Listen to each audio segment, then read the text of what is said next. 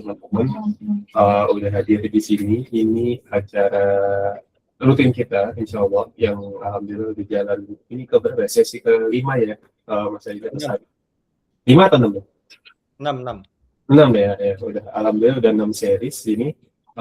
Dan kali ini kita ada kedatangan pemateri namanya Mas Riko Eswanda, itu dari CTO Zero Waste. Nah, nanti kita bisa kenalan bareng, mungkin Mas Riko nanti memperkenalkan diri sama teman-teman, mungkin kesibukannya apa selama sehari-hari, Zero Waste itu apa, nanti mungkin bisa juga dikenalkan ke kita semua.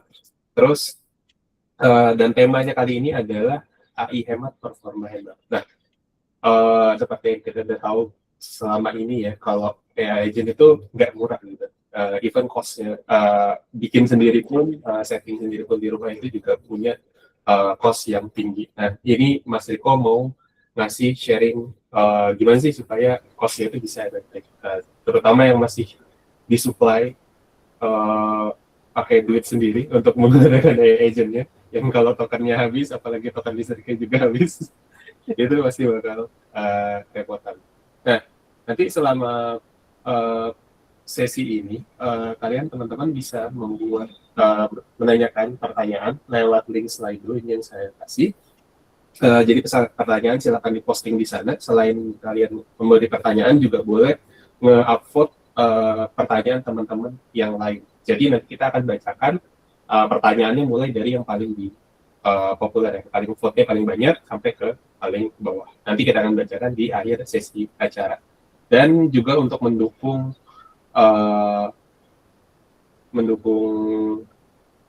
kegiatan ini, supaya pertanyaannya dan jawabannya nanti dari Mas Riko ini bisa lebih adjustable buat kalian, tolong isi. Sebenarnya teman-teman ini sudah pernah pakai agent belum, terus biasanya pakai yang apa, jadi nanti mungkin kita bisa sharing sama-sama, atau malah ada yang belum pernah pakai dan mau coba gitu. Jadi nanti jawaban Mas Riko bisa lebih disesuaikan buat pengalaman teman-teman, supaya bisa lebih masuk ya.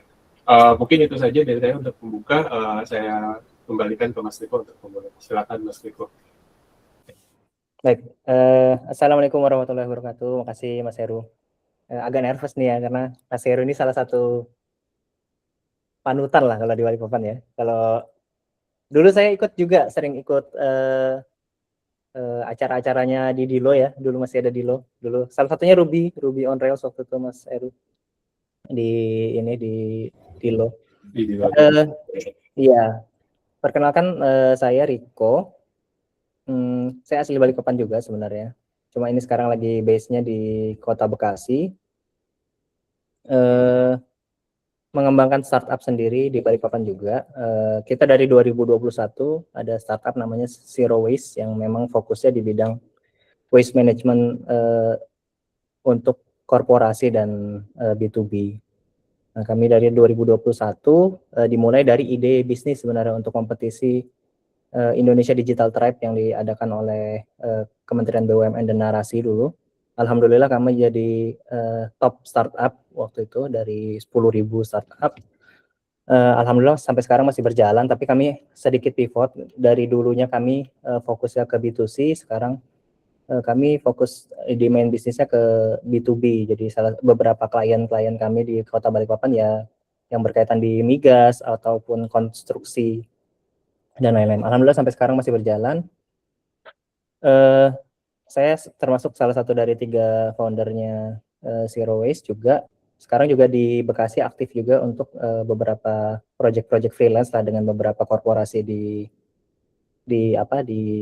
Jakarta dan sekitarnya kaitannya dengan IT. Kemudian mungkin tadi Mas Heru juga udah sampaikan ya bahwa memang sekarang dulu AI mungkin nggak kerasa mahal ya, karena ini mungkin saya izin share screen juga ya Mas Reza. Apakah bisa berusaha? Oh oke, sip. Ya, jadi dulu AI itu seperti tidak terasa mahal karena memang ternyata kita baru menyadari bahwa selama ini kita itu disubsidi untuk AI itu. Dan sekarang mulai kerasa ya bahwa perusahaan-perusahaan yang besar itu mulai menarik subsidi-subsidi mereka yang dulunya oke, kita boleh pakai AI sebanyak-banyaknya, yang penting kamu setia ya sama AI model kita. Padahal kenyataannya memilih AI model dan bahkan AI agent sekarang itu tidak mengganti, maksud saya mengganti AI model dan AI agent itu tidak sesusah itu, tidak sesusah seperti ketika AI masih zamannya GPT-3 waktu itu, ketika orang-orang bilang wah kompetitor 6 bulan sampai 1 tahun lebih lambat daripada OpenAI saat itu. Tidak menyangka beberapa bulan kemudian, nggak sampai 6 bulan, Cloud melaunching Sonnet 3 waktu itu. Akhirnya semua orang bermigrasi ke Sonnet 3. Kemudian Google ikut-ikutan. Ada Gemini waktu itu, Gemini 2.0. Kemudian orang-orang ikut-ikutan gitu. Jadi sekarang itu pindah model untuk nyoba-nyobain, apalagi di coding task. Itu seperti sangat mudah gitu. Jadi kayak, oh ini ada yang keluar yang baru, kita cobain. Kalau ada yang subscribe, kita langsung coba subscribe kalau udah ada review bagus gitu. Nah, tapi kenyataannya sekarang adalah makan siang gratis sudah habis guys. Jadi udah nggak ada lagi makan siang gratis di AI. Kita dulu dimanjain promo API yang subscription, nggak ada limit mingguan, nggak ada limit bulanan, semuanya bisa kita pakai. Kita bisa pakai tanpa perlu kita mikir kita ngerjain berapa project sekaligus gitu. Sebenarnya kala itu saya pikir memang mereka masih tetap untung ya, karena mereka dapat data-data kita, telemetri kita, penggunaan aplikasi, karena Gojek Marketers. Benar Mas Kasful. Tapi kenyataannya orang-orang mulai menggunakan AI tersebut lebih giat lagi gitu. Orang dulu merasa mengerjakan AI menggunakan satu coding agent untuk mengerjakan satu project cukup gitu. Tapi kemudian muncul beberapa tren-tren AI seperti Ralph Wiggum yang nge-loop AI sampai bermalam-malam, sampai berjam-jam, sampai apa yang kita perintahkan selesai semua gitu. Bahkan dari start sampai ending project, itu yang membuat mereka mulai memikirkan bagaimana caranya untuk meningkatkan atau mengurangi limit gitu dan meningkatkan harga. Ini coba teman-teman bayangin. Dulu yang paling ngetrend di September 2025, tahun lalu, belum lama ya, masih sekitar 7 bulan yang lalu, ada ZAI, sebuah perusahaan Tiongkok yang punya promo bulan pertama dapat $3 gitu. Tapi baru awal bulan ini mereka naikkan harga udah kedua kalinya. Kemarin mereka naikkan di $10, kemudian sekarang udah naik ke $18, di mana sebenarnya itu udah hampir mirip dengan harga subscription termurahnya cloud ya. Meskipun mereka klaim limitnya mereka 3 kali lipatnya limitnya cloud gitu. Kemudian Anthropic memblokir tool-tool pihak ketiga seperti OpenClaw yang digunakan tidak pada tempatnya, karena memang subscription mereka untuk coding itu dan OpenClaw itu tidak termasuk, bagi mereka tidak termasuk coding. Bahkan kemarin ada kasus lucu yang saya baca. Ada orang yang ditarif API, jadi mereka harus bayar karena mereka di dalam salah satu file JSON-nya ada tulisan OpenClaw-nya gitu. Jadi padahal mereka nggak sedang membuka OpenClaw gitu, tapi di dalam JSON-nya ada OpenClaw. Jadi memang kayak udah di flagging gitu kalau misalkan ada kata-kata OpenClaw atau sesuatu yang tidak kaitannya dengan cloud code, jadi akhirnya ditagih uang gitu. Jadi akhirnya terus lumayan viral juga kemarin karena sampai beberapa orang Anthropic minta maaf karena itu mereka bilang itu bug gitu. Kemudian kemarin ada tren nih baru banget minggu yang lalu, ada salah satu big Chinese model DeepSeek meluncurkan versi 4-nya mereka, di mana selama ini kita tahu semua Chinese model base-nya menggunakan risetnya DeepSeek.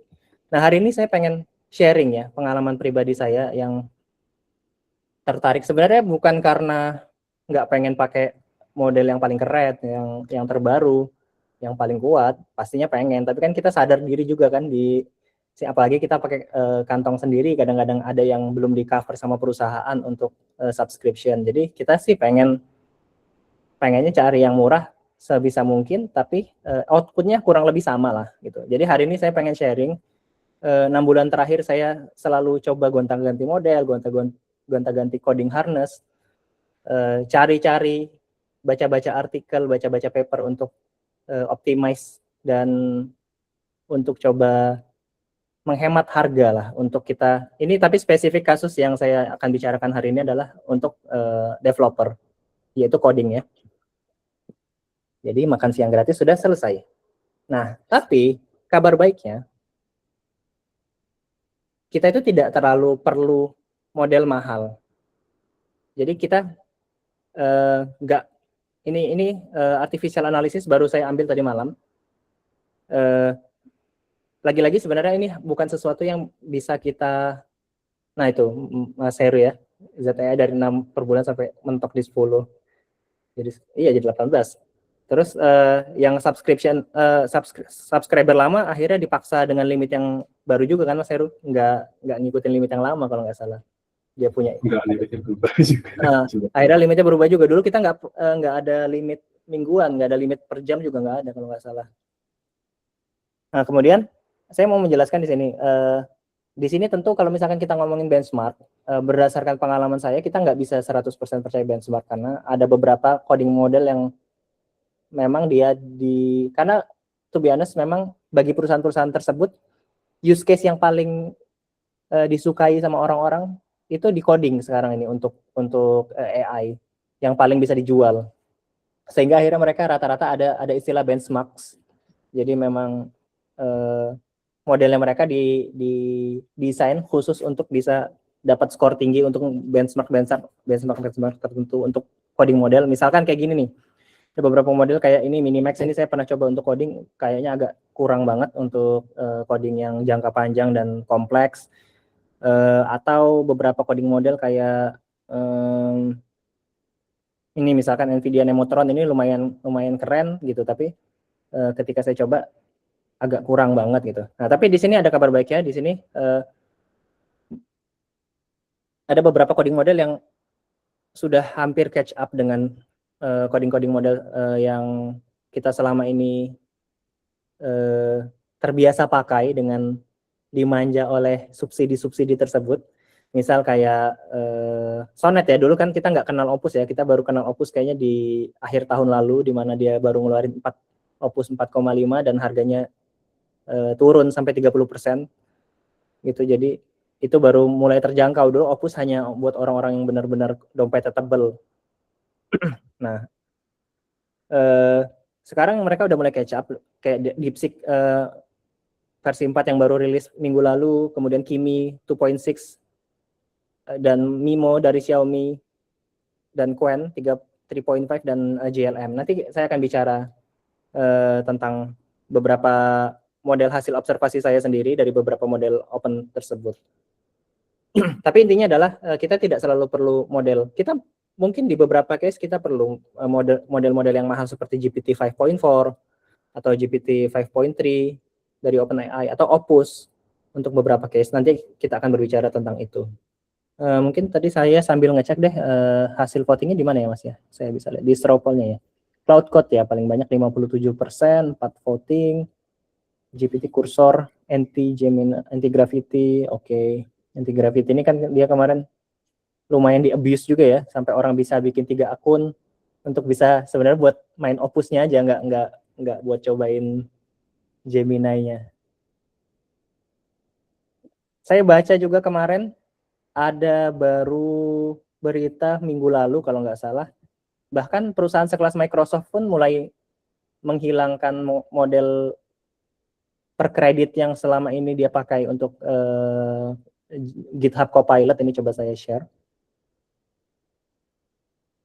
Ini bahkan GitHub Copilot is moving to usage-based billing. Jadi memang secara hitungan AI itu sangat tidak sustain ketika kita berbicara per request ya, karena per request orang berbeda-beda. Mungkin mereka ketika buat metode pricing 1 kali request adalah 1 kali manggil AI model, ekspektasi mereka oh berarti paling untuk generate 3.000 token aja gitu.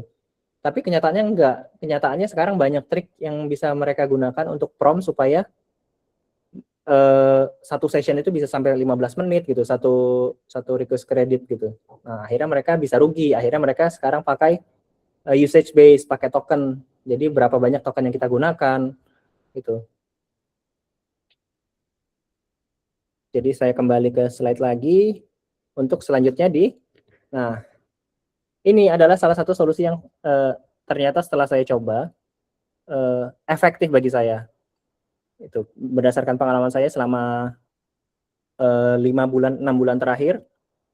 Jadi kita ternyata nggak ada orang yang manggil ini. Kalau saya sih pakai analoginya gini, tidak ada yang memanggil arsitek senior untuk mengganti bohlam. Pasti kita secukupnya aja. Kalau memang ada orang yang kita bisa keahliannya tidak harus kita gunakan untuk arsitek misalkan, ya kita jangan gunakan arsitek gitu.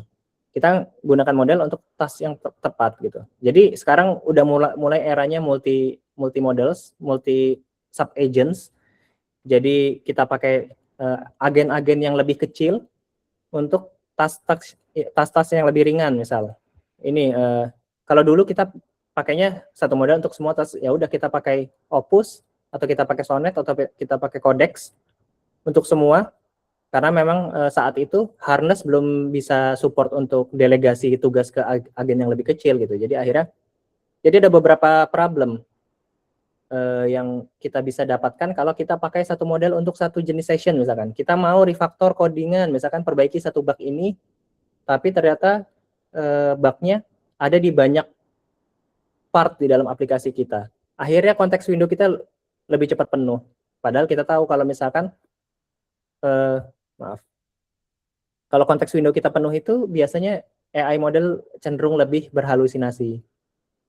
Mereka cenderung nggak relevan lagi. Mereka cenderung lambat.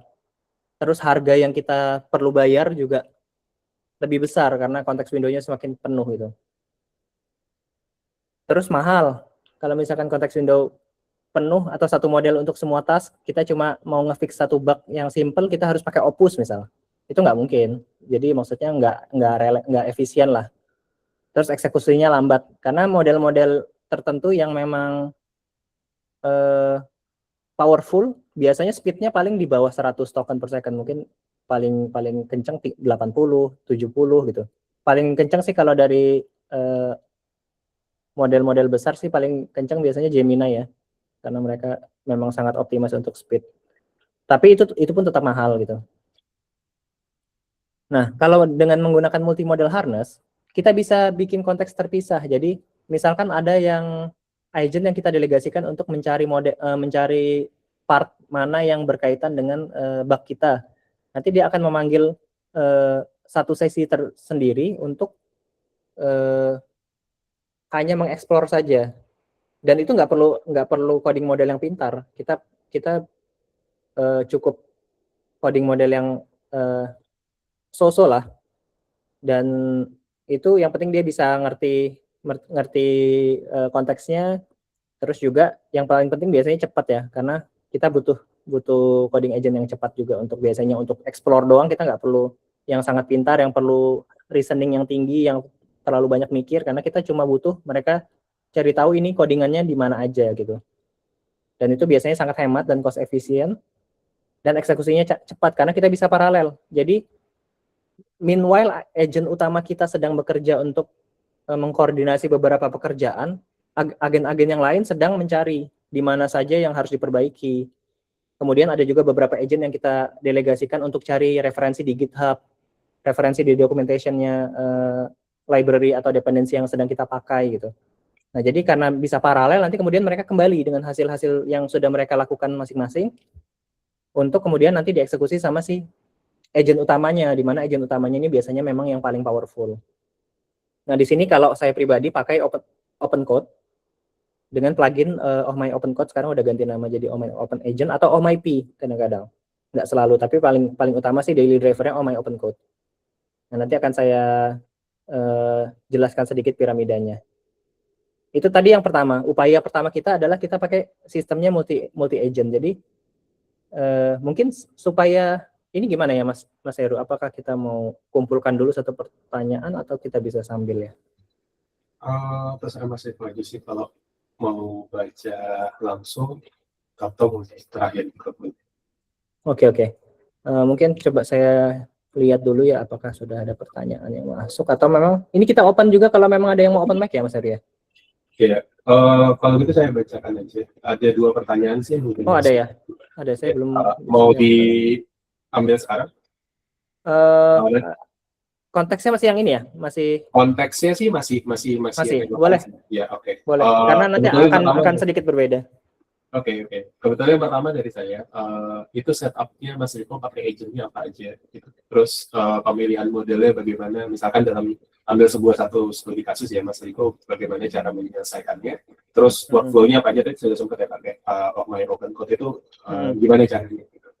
Itu yang pertanyaan pertama. Terus yang pertanyaan kedua, mungkin mirip ya. Yang pertanyaan kedua ini bagaimana cara menentukan model apa yang cocok untuk sebuah kebutuhan. Kayaknya bisa jadi satu sih. Gitu. Bisa jadi satu. Ya, nah, alhamdulillah memang si kreator dari Oh My Open Code itu dia dia bikin sangat komprehensif untuk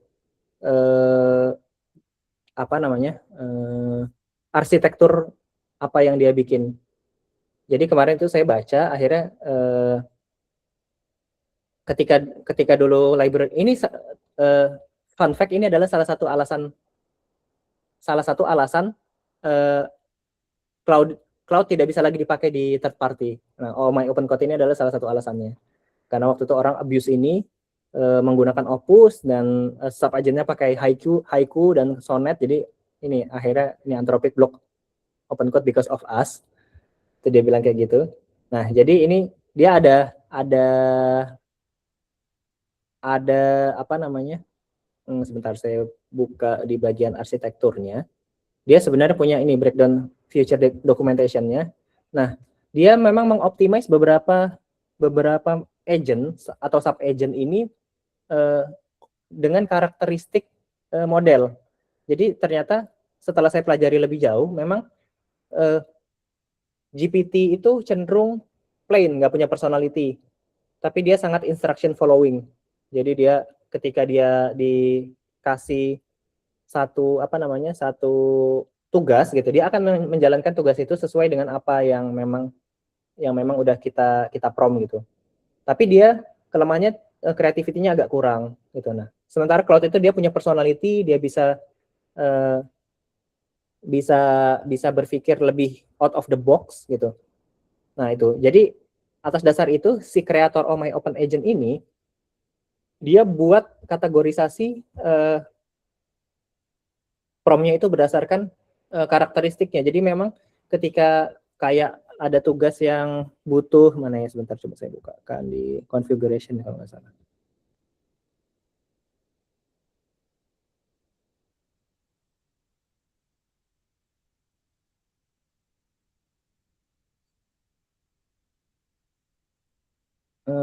Sebentar, kemarin di mana saya lupa, apa udah berubah ya?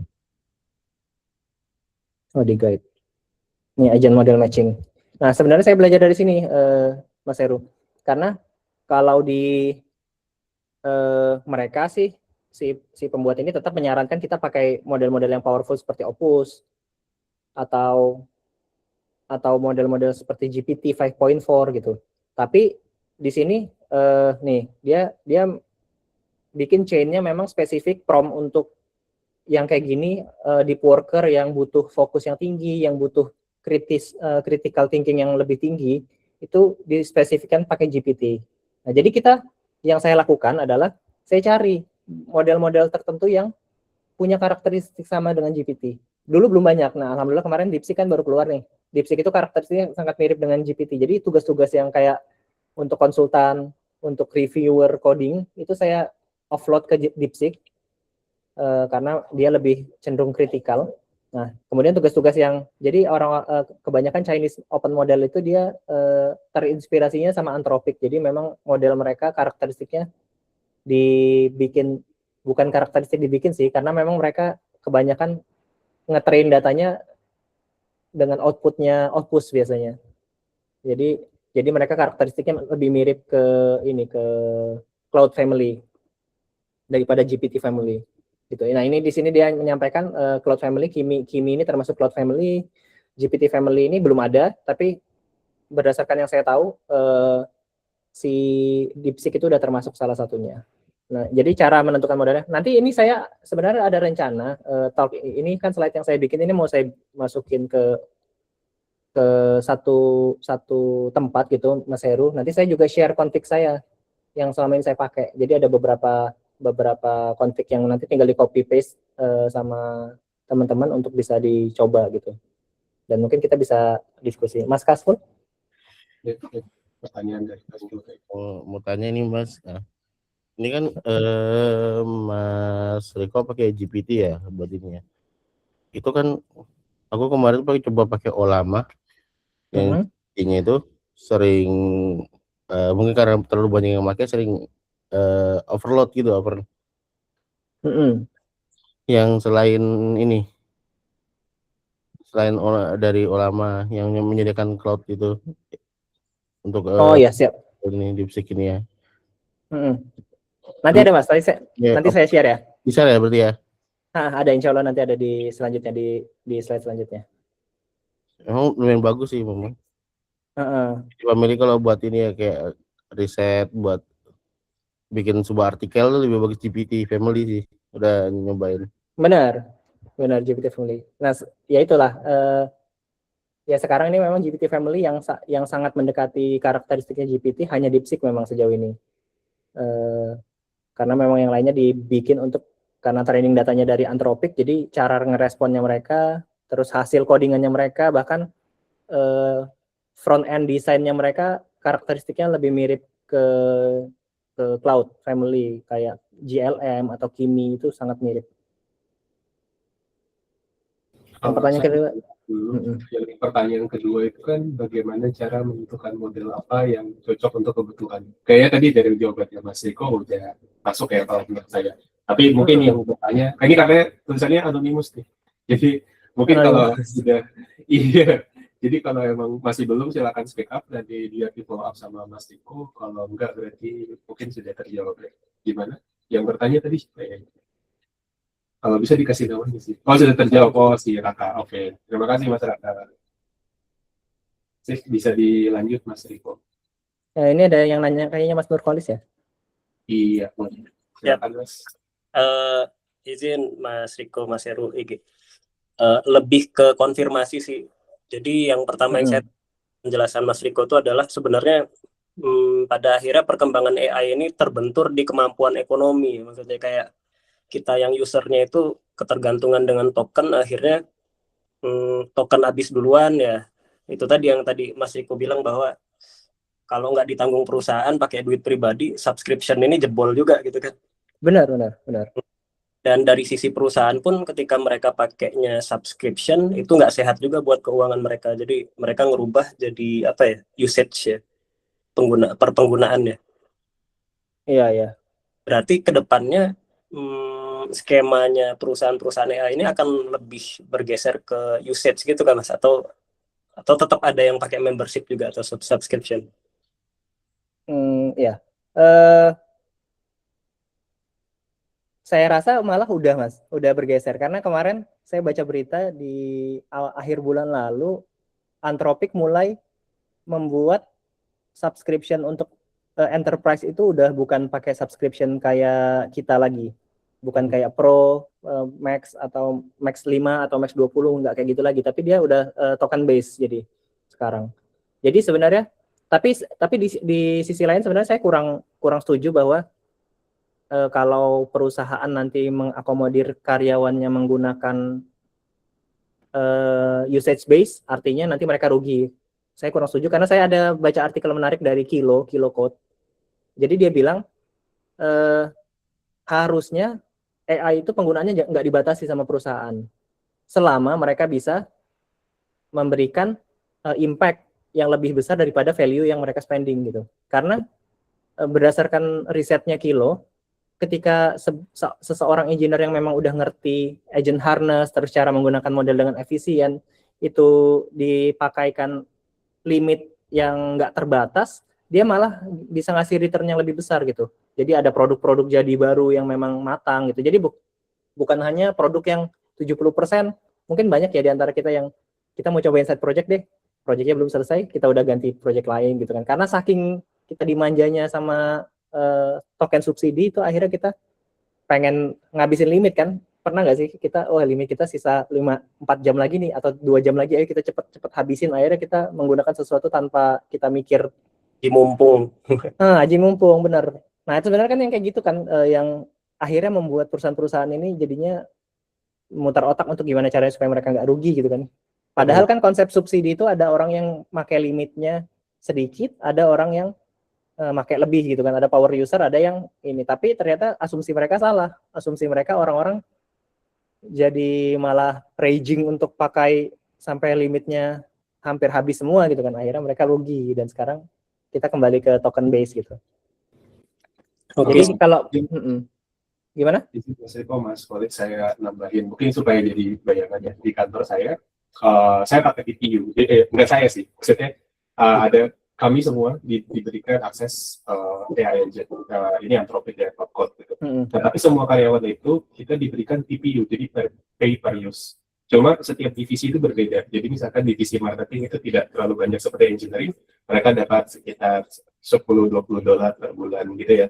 Yang engineering lebih lah, saya nggak bisa sebutkan angkanya gitu. Tetapi engineering tadi itu dibagi lagi dari beberapa layer. Jadi ketika penggunaan kita udah mentok di angka segitu, kita ngasih proposal ke manajer kita bahwa kita membutuhkan token lagi nih, gitu. Kita butuh token lagi. Justification-nya apa? Kita lagi ngerjain sesuatu yang dimana itu nanti akan memberikan impact lebih ke perusahaan. Nah, jadi itu akan diberikan ketika kita justification kita ke atasan itu lebih masuk akal gitu. Jadi kenapa kita butuh token yang lebih dari biasanya gitu. Nanti setelah itu orang itu akan dikelompokkan, kita sudah punya 3 kelompok, jadi yang tier 1, tier 2 sama tier unlimited gitu. Jadi berdasarkan kontribusinya kepada penggunaan AI agent tersebut, hasilnya itu apa? Jadi result oriented gitu. Jadi kamu dapat token itu sesuai dengan apa yang kamu kontribusi. Mungkin kira-kira kayak gitu sih. Jadi kalau banyak jasanya dapat token lebih banyak ini. Iya gitu. Jadi kayak yang Mas Iko bilang tadi sih, ada yang power user, ada yang user biasa gitu kan. Jadi kayak kalau disamakan mungkin nanti bakal nggak ini gitu. Tapi dengan penggunaan TPU itu lebih efektif sih buat perusahaan karena dia bisa menghitung siapa aja yang menggunakan. Jadi istilahnya ROI ya, return of investment gitu. Jadi penggunaan token itu ada investment, terus returnnya apa ke perusahaan kayak gitu. Oke, clear Mas Heru. Yang kedua, ingin konfirmasi lagi, di cloud itu kan ada muncul namanya adaptive thinking. Apakah itu yang dimaksud dengan dia otomatis memilih model yang mana untuk tugas yang mana? Nah, itu aja. Kalau itu saya rasa itu di webnya ya berarti Mas ya? Yes, di web. Ya, kalau di webnya itu sih ngaruhnya ke reasoning effort biasanya.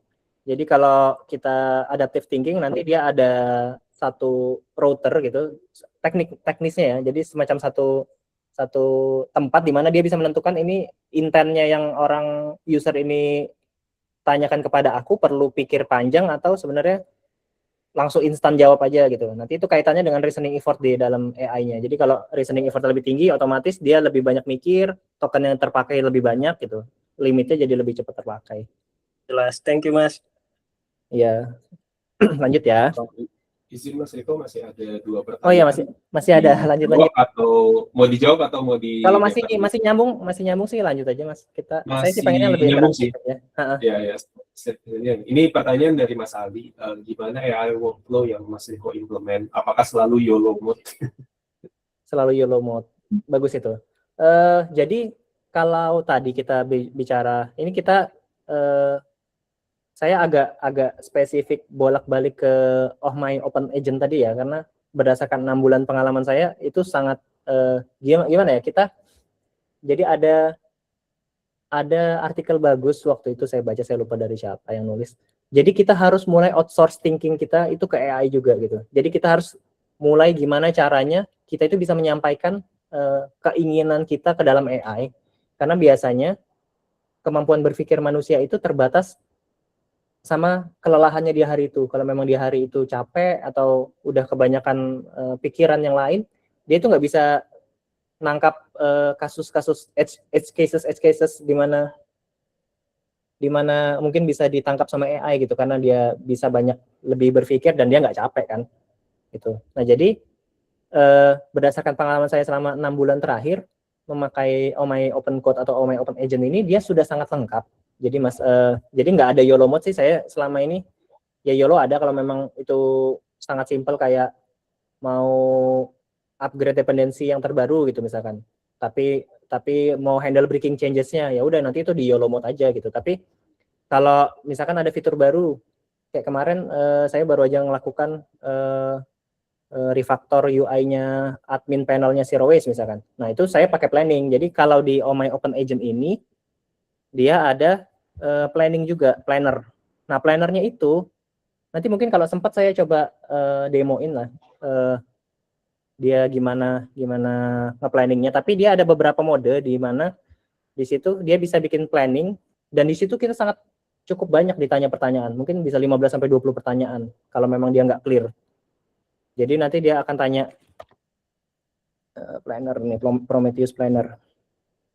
Nah, jadi dia akan interview kita sampai dia ngerasa detail. Jadi dia awalnya workflow-nya dia ketika kita ngerunning Prometheus agent ini, nanti dia akan bikin draft dulu di internal documentation-nya mereka. Nanti dia bikin draft, nanti dia tanyain kita. Dia konfirmasi, ini maunya yang gimana. Dia kasih opsi, jadi bukan open-ended question. Dia kasih opsi, dia rekomendasikan yang mana, tapi kita tetap yang in charge untuk menentukan kita pilih yang mana. Misalkan kita mau refactornya langsung semuanya atau sebagian dulu gitu. Nanti dia pilih, nanti dia update plan-nya. Nanti pertanyaan selanjutnya dia update plan-nya lagi. Sampai udah oke, nanti dia tanya ke namanya Hephaestus, nggak tahu ini namanya Yunani gitu.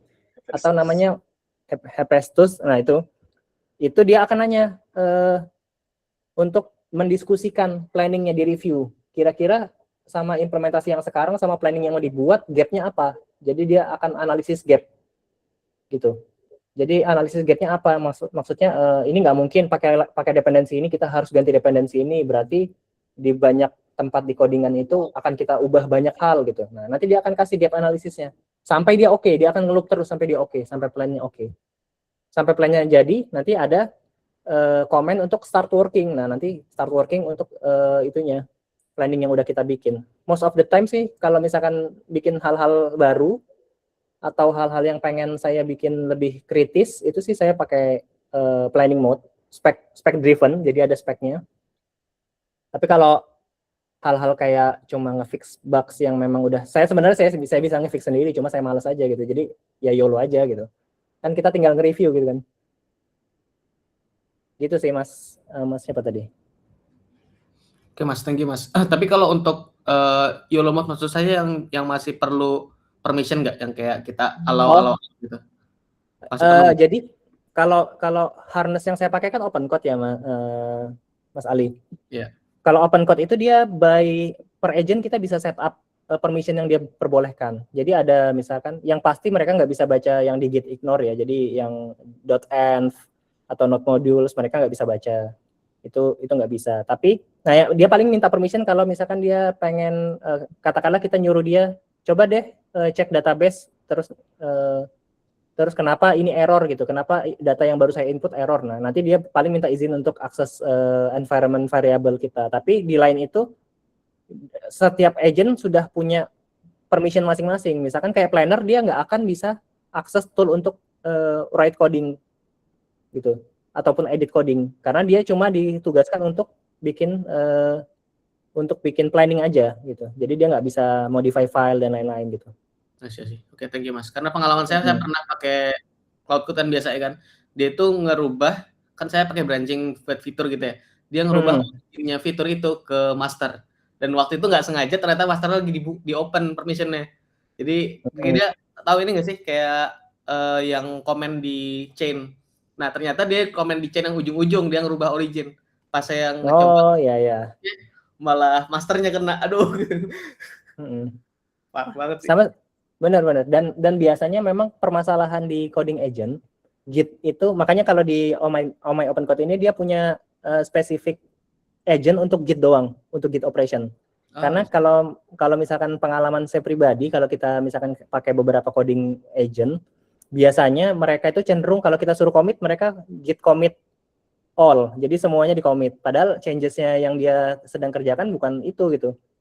Jadi dia nge-commit yang lain juga gitu. Jadi akhirnya semuanya terkomit. Padahal kita pengennya kan nge-commit beberapa yang memang baru di session itu kan. Iya. Nah, jadi itu sih enaknya, jadi nggak terlalu mikir untuk itu operation kayak gitu, hal-hal detail. I see. Thank you, Mas. Iya, sama-sama. Oke, pertanyaan kedua Mas. Ini Mas, terakhir sih. Sudah terakhir. Bertanya hitungan paper token yang terpakai itu gimana? Apakah per prom atau gimana gitu? Selanjutnya chatbot AI itu bisa banyak API key atau enggak? Ini dari Mas Sunandar Ero atau Eko Ero ya. Ya, oke. Jadi kalau paper token macam-macam ya, Mas, ini coba saya buka ininya ya. Jadi biar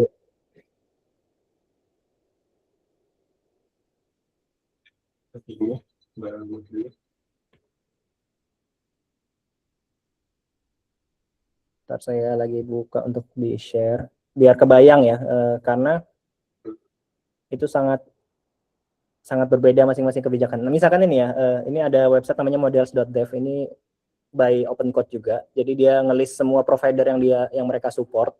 Ini salah satu yang nanti akan saya rekomendasikan di slide adalah OpenCode Go. Tadi pertanyaannya siapa Mas Kasful ya. Nah, jadi sebenarnya token itu pricingnya kan ada input, ada output. Biasanya per 1 juta token. Nah, itu tapi kita ada cash juga di dalam apa namanya, di dalam AI itu ada cash. Jadi kalau dia input yang kita kirim itu input yang itu lagi, itu dia nggak dihitung baru, nggak dihitung harga yang mahal. Jadi dia dihitung harga yang murah. Karena dia nge-reuse teks yang udah kita kirim sebelumnya gitu. Nah, ini kayak gini, kayak DeepSeek kan sangat murah nih, dia malah nggak ngitung cache rate lagi gitu. Jadi kalau misalkan kita ngirim yang sama, itu artinya dia gratis gitulah, dia nggak ngetarif kita. Nah, beruntungnya kita sebagai developer, sebagian besar kerjaan kita itu berkaitan dengan input. Jadi output itu biasanya kita sedikit, paling banyak saya pernah di satu session itu paling banyak 30.000 token, tapi itu udah banyak banget. Tapi biasanya kita input, dan hampir pasti semua provider input itu jauh lebih murah daripada output. Apalagi kita menggunakan harness yang memang coding agent yang memang dia udah banyak template. Nah, salah satunya OpenCode tadi, OpenCode tadi dia punya banyak template. Saya mengobservasi berdasarkan 3 bulan terakhir lah saya observasi penggunaan caching ini. Jadi kalau biasanya saya sebelum pakai ini saya pakai cloud code. Nah, jadi biasanya kalau saya pakai cloud code itu biasanya cache itu di 60%. Jadi 60% itu kita akan kena harga yang ini biasanya. Nah, kalau pengalaman saya pakai OpenCode ini cache itu 90%. Jadi ngehit cache itu sampai 97%, bahkan 90%. Nanti ini juga saya ada berencana untuk nge-share beberapa tren pemakaian di beberapa subscription saya. Jadi biar kebayang, oh kita itu bisa hemat karena kita bisa ngehit caching terus. Jadi cache yang rate ini kita bisa kena terus ini 0,01, 0,00 per 1 juta token, itu kan banyak banget. Nah, jadi itu sih biasanya cara ngasih harganya sih biasanya kayak gitu mereka provider. Nah, memang model-model yang seperti Opus misalkan ya, katakanlah Opus itu sangat mahal ya. Kalau yang ini kita 0,0, Opus ini inputnya aja udah 15. Itu Opus yang lama, sorry. Yang baru Opus 4,7 ini inputnya udah $5 per 1 juta token. Outputnya udah 25, meskipun ya ini cache-nya kecil. Nah, tapi sekarang belakangan ada kasus di Anthropic. Mereka caching itu cuma berlaku 5 menit. Jadi kalau misalkan kita ngoding, kita tinggal bikin copy, 5 menit selesai, kita nggak akan dapat cache karena udah lewat 5 menit. Jadi kalau kita kirim lagi, kita dapat $5, kena $5 per 1 juta token lagi. Itu kemarin ada kasus di Cloud Code sih terutama. Tuh. Itu sih kalau untuk pricing nanti mungkin, nah ini sebenarnya saya mau speed coding juga nanti untuk kelihatan. Saya lagi ada, tadi saya pengen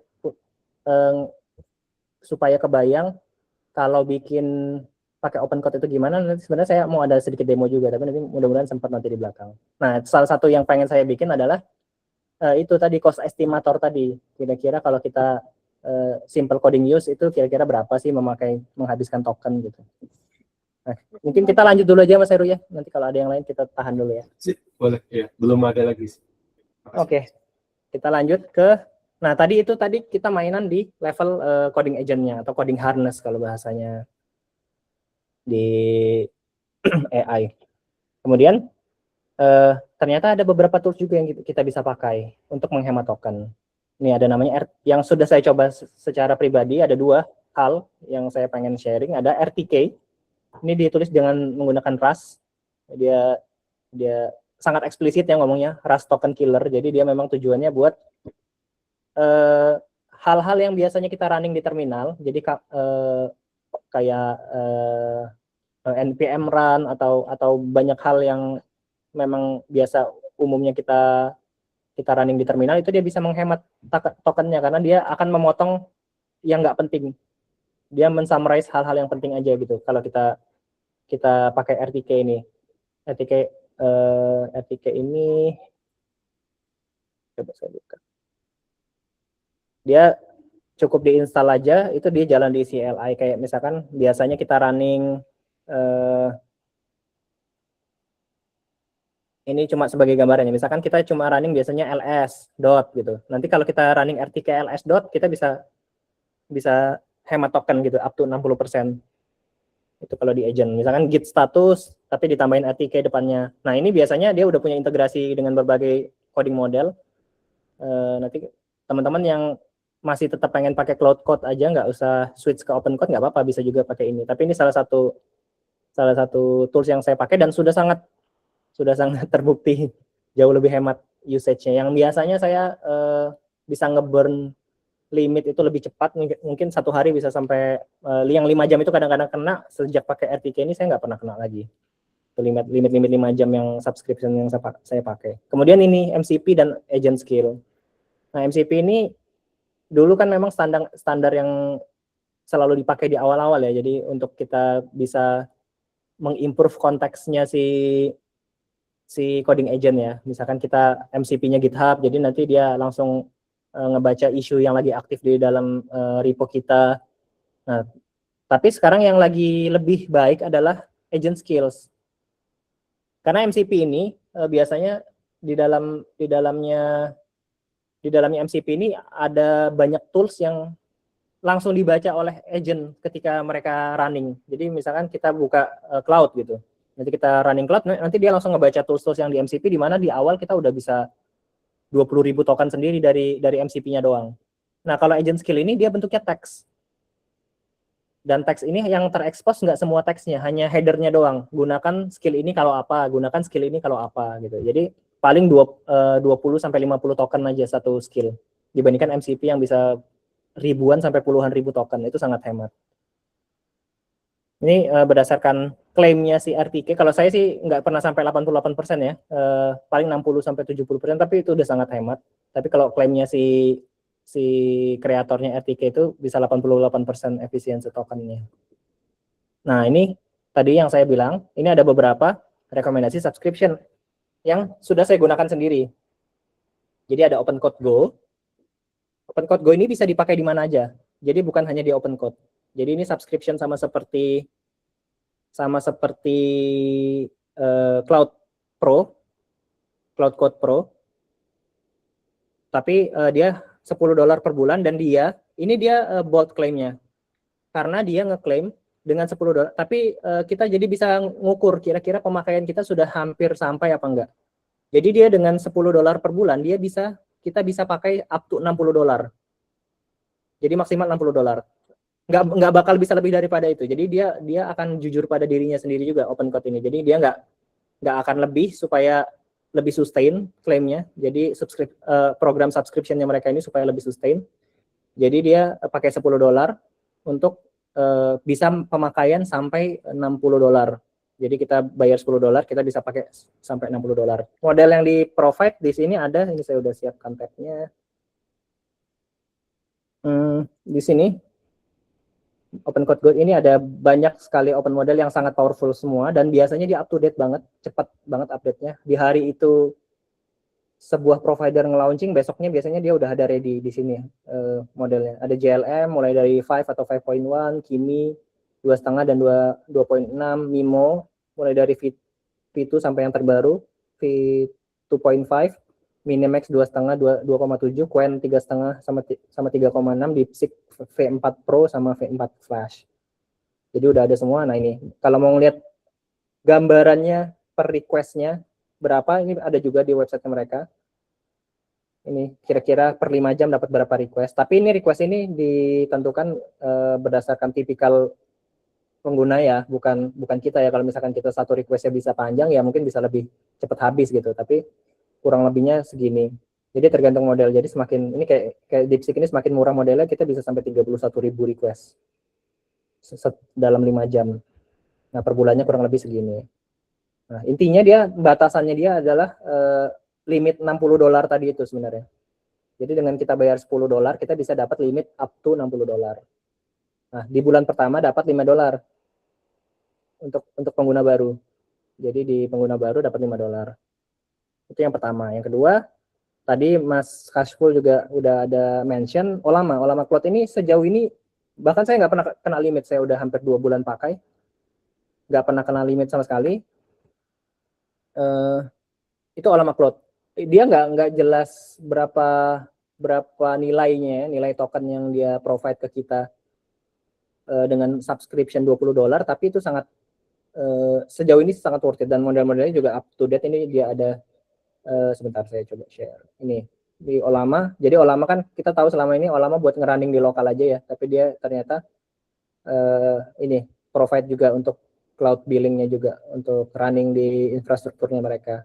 Dan kalau memang kurang mungkin bisa pakai yang Max kalau memang kerjaannya sangat-sangat banyak ya. Sebagai gambaran yang saya kerjakan hari-hari itu biasanya dalam 1 bulan terakhir ini ada 2 project freelance, 1 project full time-nya Zero, sama 1 project personal sih. Jadi 4 project itu biasanya saya ganti-ganti tab terminal sih untuk itu. Jadi biasanya hampir running 2 project bersamaan sih sekaligus biasanya untuk AI-nya. Jadi ini ada Kimi juga, dia ada JLM. Jadi ini model-model yang tadinya yang sudah ada saya bilang masukan di slide sebelumnya mengenai ini. Model-model yang ininya lumayan tinggi, nilai-nilainya DeepSeek 4, Kimi K26, Mimo. Ini itu subscription yang saya sarankan sekarang itu adalah subscription yang dia provide model-model seperti itu. Jadi 2 ini yang paling populer. Nah ini ada saya satu nemu menarik konsep penggunaannya. Ini dia sebenarnya dia nggak harus subscribe. Kita bisa hanya pay per use juga. Jadi bayarnya per ya sekali top up aja. Jadi kalau kita lagi nggak pakai, uang kita nggak hilang gitu. Nah ini menariknya adalah saya kemarin nyobain selama 1 bulan. Jadi ketika kita baru daftar di namanya NeuralWatt. NeuralWatt ini ketika kita baru daftar kita dapat kredit $5 selama 30 hari. Itu sangat-sangat nggak habis-habis gitu. Karena mereka ngitung pemakaian itu bukan per token seperti pricing pada umumnya. Tapi pakai listrik yang tadi sempat disinggung juga diskusi kita di awal tadi ya. Token listrik jangan sampai habis gitu ya. Kalau ada teman-teman yang datang sejak awal tadi. Nah, ini beneran literally dia pakai KWH gitu. Jadi kayak kita bayar listrik ke mereka gitu, tapi dengan tarif listriknya Amerika gitu. Jadi ini nanti saya coba atau sekarang aja lah yang NeuralWatt supaya kebayang ya beda hematnya. Ini saya 30 hari terakhir totalnya 2.000 request, ini 259 juta token. Nah ini yang saya bilang kalau pakai semacam OMI Open Code itu bisa 97% itu kena caching. Jadi kita sangat hemat dari segi biaya token. Jadi dari 259 juta token yang saya kirim, 250 jutanya itu sebenarnya caching. Jadi harga yang dipakai harga yang sangat murah. Dari 30 hari terakhir penggunaan itu estimasinya kalau kita bayar per token $26, hampir $30. Tapi ini hanya saya menghabiskan kredit 1 kilowattnya tadi yang dia kasih $5 tadi. Jadi harusnya saya bayar $26, tapi saya cuma pakai $5 kalau memang bayarnya per ini. Bayarnya pakai uang. Nah, akhirnya karena kayak gitu saya cobain berlangganan. Gitu. Dia juga ada paket berlangganan. Paket berlangganannya sih ini $20, tapi 6 kWh. Yang harusnya cuma dapat 4 kWh, kalau dia berlangganan dapat 6 kWh. Gitu. Ini model-modelnya sih yang menarik ini, dia punya model fast ini. Jadi speednya jauh lebih kencang daripada provider-provider yang lain. Jadi misalkan kita mau pakai JLM biasa boleh, JLM 5.1 biasa boleh, tapi kalau kita mau yang kencang bisa pakai JLM 5.1 fast. Kalau mau pakai Kimi 2,6 biasa boleh, tapi kalau pakai yang fast kayak gini. Harganya nggak beda jauh karena runningnya secara teori sama, cuma dia running lebih cepat. Kita menghabiskan token lebih cepat karena kita iterasinya lebih cepat kan kalau fast. Nah itu, ini salah satu yang menarik saya temukan. Saya rasa ini sangat masih sedikit deh anunya usernya, karena dia memang spesifiknya dia perusahaan ini nggak provide listrik bagi company aja sebenarnya, tapi dia jualan AI juga sekarang. Jadi ini jadi kita bisa dapat harga 1/5 daripada kita pakai biaya per token. Terus itu neural watt. Kemudian, nah ini tadi, kalau saya pribadi, saya masih tetap pakai kadang-kadang Opus. Untuk hal-hal yang sangat kadang-kadang kita udah nyoba 2 kali iterasi tapi masih error gitu kan, atau ada yang nggak puas lah sama hasilnya. Nah itu biasanya saya tetap pakai Opus atau GPT 5.3. Tapi konsepnya saya nggak pakai, akhirnya nggak berlangganan. Jadi tinggal isi aja, misalkan $3 atau top up $5 atau $10 itu kan kalau kita top up nggak berlangganan kan, kalau kita nggak pakai kan nggak habis-habis. Jadi saya top up aja di Anthropic atau di OpenAI. Nanti kalau memang sewaktu-waktu memang saya benar-benar butuh untuk pakai tas yang sangat kritikal, nanti saya akan pakai. Biasanya sih pemakaiannya $1,5 aja sekali ini, tapi itu kan juga satu hari nggak mesti dipakai sekali gitu. Nah, coding utamanya ini tadi Sonnet. Nah, tapi Sonnet ini levelnya udah sama dengan yang lain, yang 3 ini levelnya udah sama dengan Sonnet 4,6. Kalau eksplorasi simple task ini Nemo ini sangat murah, DeepSeek Flash ini sangat murah banget. Sama infrastruktur sama token optimization-nya saya biasanya pakai hal-hal yang kayak tadi itu, RTK, agent skills. Sebenarnya sekarang ada lagi trennya kalau orang laptopnya cukup kuat, RAM-nya pakai Qwen 3.5 yang 27 billion. Nah, itu biasanya yang ada GPU, itu katanya kemarin saya lihat beberapa orang pakai bisa sampai 50 token per second dan udah cukup untuk simple task gitu. Itu saya mau nge-share satu lagi. Nah, ini kan tadi kita berbicara DeepSeek. Nah, terus tadi Mas Kasful juga cerita kadang-kadang kalau pakai di Olama lambat ya Mas Kasful ya. Nah, ini kebetulan DeepSeek. Bukan lambat sih, sering keputus. Oh, sering keputus. Ya, Gravity sekarang. Ya, nah ini saya pengen share sedikit nih pemakaian saya. Jadi DeepSeek ini lagi diskon besar-besaran karena dia baru launching. Diskonnya sampai akhir bulan Mei. Jadi kalau ada yang mau pakai API, maksudnya bayar per API aja karena dia diskonnya sangat besar ini kayak gini ya. DeepSeek Flash misalkan sama DeepSeek V4 Pro. Kalau normalnya nanti dia harganya kebalik, nanti dia outputnya harganya 3,48. Ini sekarang 0,87. Kurang dari $1 untuk 1 juta token. Itu sangat murah. Jadi sekarang saya meskipun beberapa provider kayak Olama atau OpenCode tadi dia support DeepSeek, saya cenderung pakai langsung API-nya dia langsung karena lagi diskon sampai Mei. Nah, ini pemakaian saya beberapa hari terakhir atau ini bulan April ya. Ini saya cuma pakai 3 hari. Itu totalnya yang Pro-nya 60 juta token, yang Flash-nya 183 juta token, itu total cost-nya $4. Gitu. Tadi kalau pakai kalkulator tadi ya dengan harga normalnya mungkin itu udah bisa belasan dolar, atau kalau pakai model yang lain mungkin bisa 100 juta, mungkin hampir $30 mungkin ya kalau pakai model yang lebih mahal. Kalau bulan Mei ini kayaknya belum banyak sih.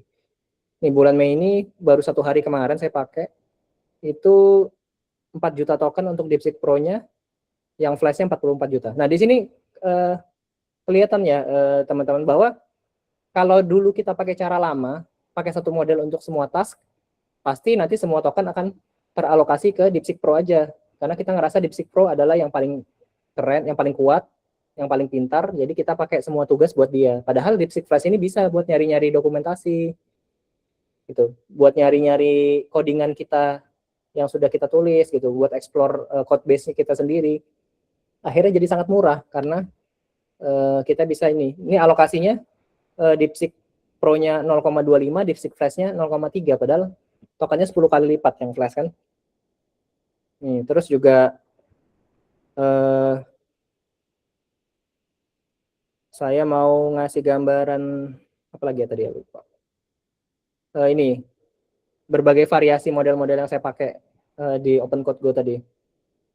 Nah, di sini kan dia limitnya tadi saya bilang $60 ya. Jadi di sini kelihatan paling sering pakai model apa, dan dari model-model yang terlisting di sini, ini memang yang saya pakai, yang saya sarankan tadi gitu. Jadi memang model-model ini udah cukup powerful gitu untuk keseharian kita, kecuali kita bikin sistem yang sangat kompleks yang butuh apa ya, model yang sangat kuat, yang kita butuh PD, dia akan running lama banget gitu kan. Coding tasknya misalkan kita perlu 4 jam, kayak itu kan kita perlu pakai GPT yang supaya bisa 4 jam, 8 jam nonstop dia ngoding. Tapi kayaknya nggak banyak gitu tugas-tugas kita yang seperti itu. Nah, mungkin sesekali kalau memang butuh kayak gitu bisa subscribe lah Codex yang $20 selama sebulan doang, nggak usah per bulan gitu. Terus sama sebenarnya ada satu agak mahal tapi limitnya unlimited ya. Tapi dia lagi tutup pendaftaran. Jadi dia lagi tutup pendaftaran dan katanya sih infonya minggu depan buka lagi. Itu by Fireworks. Jadi ada namanya Firepass. Jadi Fireworks ini dulu terkenal nge-provide AI buat company-company karena dia speednya kenceng. Jadi dia bisa sampai 200 token per second gitu. Nah, ini bayangin ya, 30 hari terakhir itu saya pakai 1 miliar token. 30 hari terakhir. Nah, dia itu bayarnya per minggu. Jadi per minggu $7. Jadi $1 per hari. Jadi kayak 15.000 gitu per hari. Tapi di billingnya per minggu, $7, per minggu $7. Jadi 4 minggu $28. Nah, ini selama 30 hari terakhir saya pakai 1 billion token. Nggak ada limit sama sekali dan sangat kencang. Nah, ini nanti di demo yang ya gimana? Ini share-nya ke close. Oh, ke close ya? Iya. Wait.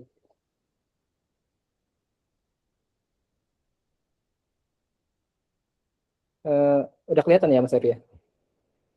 Udah balik. Nah, ini jadi 30 hari terakhir namanya Firepass. Informasinya kemarin itu testing beta limited, jadi dia terbatas usernya untuk memastikan dia masih tetap kencang.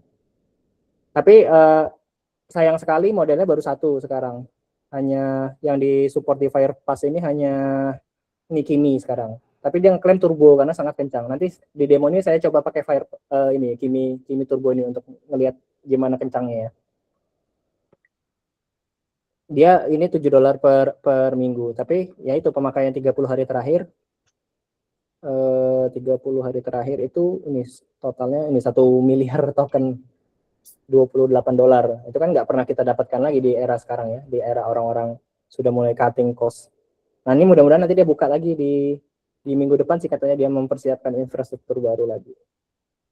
Gitu kalau beberapa yang sharing yang saya pakai. Kemudian ini cuma sisa closing statement aja dari saya. Kita nggak kompromi ya, karena kita ini ngoding. Apalagi kalau memang codingnya buat profesional sih, kita kalau bisa jangan pakai coding model yang murah, bukan berarti murahan maksudnya. Jadi kita coba cari model yang cocok dengan pekerjaan kita.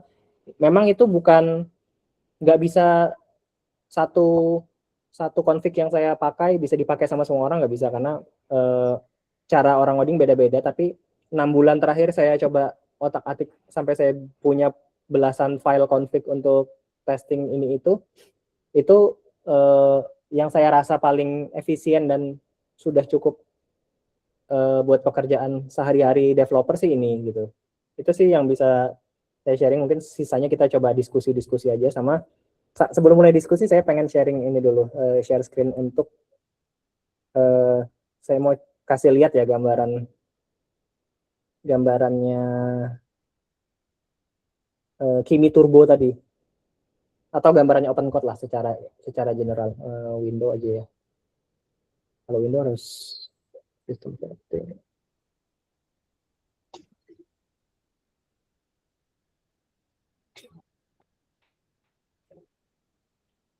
Nggak bisa ya. Ini saya harus tutup ini dulu ternyata karena browser saya belum di setup buat share window. Saya izin ya, Mas Dev. Boleh.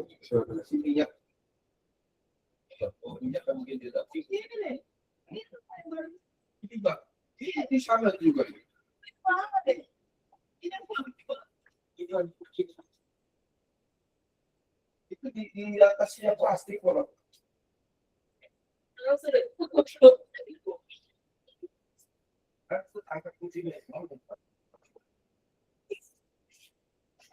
Buat teman-teman yang lain sambil menunggu Mas Riko-nya balik, kalau masih ada pertanyaan silakan ditanya. Baru nambah 1.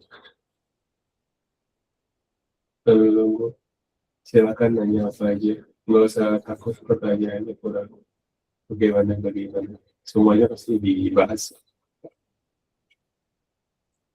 Atau mau sharing juga silakan. Oh iya, Mas Riko balik. Rutin, oke. Tadi mau diapain kemarin bingung. Kopinya kan dia nggak kebalik. Mas Riko masih mute. Ya Mas Riko. Kalau aku kan dia balik kan. Ini udah kelihatan ya? Ya. Bentar ya, coba saya matikan. Mas Fahri, nanti kita tunggu ini selesai sebentar. Jadi ini saya pakai Kimi Turbo. Katakanlah saya mau nge-planning dulu ya untuk ini ya, untuk hal ini. Jadi sebenarnya saya pengen bikin simple cost estimator untuk different kind of use cases dan estimate harganya berdasarkan AI workflow. Harus punya beberapa skenario, misalkan coding use case itu harus punya beberapa skenario, misalkan kayak small bug fix, repository refactor, dan lain-lain. AI harganya bisa didapatkan dari models.dev tadi. Different scenarios should affect how the AI will cost based on input versus output, case hit versus miss. Nah, misalkan saya mau langsung YOLO, langsung enter bisa, tapi misalkan mau plan builder dulu nih. Tapi kalau nunggu DeepSeek kayaknya kelamaan, coba saya ganti modelnya pakai turbo aja biar kenceng. Nah, nanti kita bisa lihat.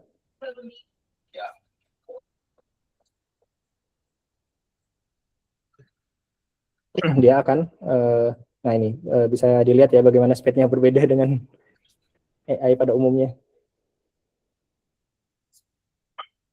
Nah, nanti dia akan bertanya, ini tadi yang saya bilang, kalau kita mau pakai planning mode, itu kita bisa juga. Jadi, misalkan kita mau beberapa use case yang kita pilih, kita mau pilih yang ini aja. Terus, dia nanyain skenario per use cases-nya. Serahkan ke dia aja. Nanti dia akan bikin planning-nya. Dia akan, sambil planningnya dibikin, dia akan bikin strukturnya. Dia lagi preparing to write. Nanti di sini di to-do list ada consultation untuk gap analysis tadi. Jadi dia akan ngelihat gapnya apa yang kira-kira perlu di setup sebelum dia melancarkan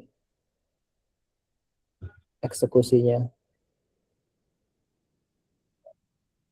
Dia udah nulis ini 300-an baris dengan sangat cepat. Nah, ini karena pakai yang turbo tadi yang dari Fireworks, tapi sebenarnya beberapa model kayak modelnya, ya ini tadi kalau UI-nya OpenCode kita bisa multiple provider, jadi sebenarnya kita pakai subscription cloud kita yang kalau subscription cloud nggak bisa sih karena dia di ban di OpenCode. Tapi kalau kayak misalkan subscription-nya ini NeuralWatt, ini saya bikin custom model karena NeuralWatt nggak disupport. Ini Ollama Cloud sudah ada by default. Terus juga OpenAI, nah dia bisa connect ke OpenAI pakai login OAuth. Open Code Go ini tadi yang saya bilang. Jadi sebenarnya ini yang hari-hari saya pakai. Gitu. Jadi OpenAI pun bisa sebenarnya. Jadi kalau memang punya langganan OpenAI bisa dimasukin di sini, nanti dia untuk